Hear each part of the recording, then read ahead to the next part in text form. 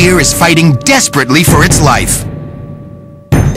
I was afraid that the deer was going to drown. It wound up in Washington, D.C.'s scenic tidal basin, near the Jefferson Memorial. But a granite retaining wall that rings the basin has the animal trapped in frigid water. The deer is either going to drown because it's tired, or the deer is going to succumb to the cold water. It's a chilly morning in October. The water is about 40 degrees, cold enough to trigger hypothermia in humans. Hilliard Dean and Robert Grooms, harbor patrol officers for the D.C. Metropolitan Police Department, are working the waterfront near the tidal basin. We get a call on the phone that there were 2 deers in the tidal basin. And I'm thinking, deer in a tidal basin? You know, how crazy is that? The tidal basin covers 100 acres. It's famous for its cherry blossoms in spring and a favorite destination for tourists. But now it could be a death trap for the deer. We had no idea how long, prior to our arrival, how long the deer were in the water. Police believe the full-grown 200-pound bucks got spooked by traffic, then jumped a hedge, right over the retaining wall, and into the water.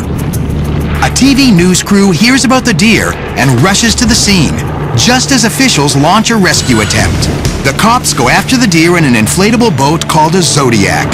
Animal Control Officer Ted Deppner will try to sedate the animals, knowing their 8-point antlers could be deadly. It was dicey trying to catch up with the deer because they're panicked. They can puncture the boat. They can kick really hard. At this point, I'm thinking I'm going to get gored while we're sitting in a boat in a rubber Zodiac. And we're going to be sinking and floundering in the water, and this deer is going to be chasing us around instead of us chasing the deer around. The rescue team successfully pulls one deer from the water. But that leaves this one, and he's in even more danger. He's been swimming pathetically from shore to shore in the cold for at least an hour, and he's worn out. Most of the body of the deer is actually below water. It obviously is struggling to keep its head above water to keep from drowning. Bob Warren studies deer at the University of Georgia. He says they can dog paddle, but not for long. They don't have the right appendages. Their hooves are not obviously ideal for swimming or treading water. It would actually probably get to a point that its head would go underwater so that it would not be able to breathe. The rescue team has to work fast. Ted, the animal control officer, tries using a dart gun to sedate the first buck, but that doesn't work. I took one shot with a tranquilizing dart, but the dart bounced in the water just in front of the deer and then bounced out. So now he'll attempt injecting the second deer with a dart pole, a 3-foot-long stick with a syringe at the end.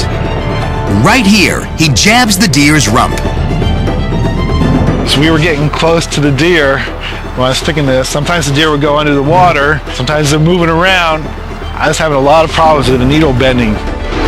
Ted goes through 3 needles trying to inject the terrified buck. He's worried that if he gives it too much sedative, he'll kill it. You can see the deer starting to slow down. He's starting to get a little sleepy. He's going to sleep. Then Officer Dean tries to snare the deer with a capture pole. This is not going to fit over his antlers and head, so we just catch him by the antlers on this and pull it up tight, and then this locks closed like that. They lasso the deer. So we actually had to grab a hold of the antlers and actually keep the deer's head or face out of the water. As the rescuers race to shore, the men hold the deer out of the water and away from the inflatable boat, so those antlers won't rip the rubber hull.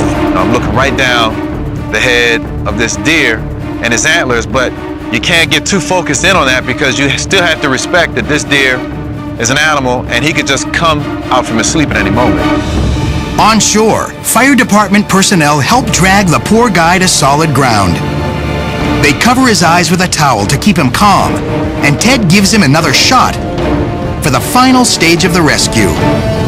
Had they pulled that deer out without having it been first sedated, the rescuers could have been headbutted or kicked by the deer. He's carried to a van, and both deer are whisked to a nearby park and out of harm's way. When they wake up, it'll all seem like a bad dream. They was happy. They both got up and took off back into the woods.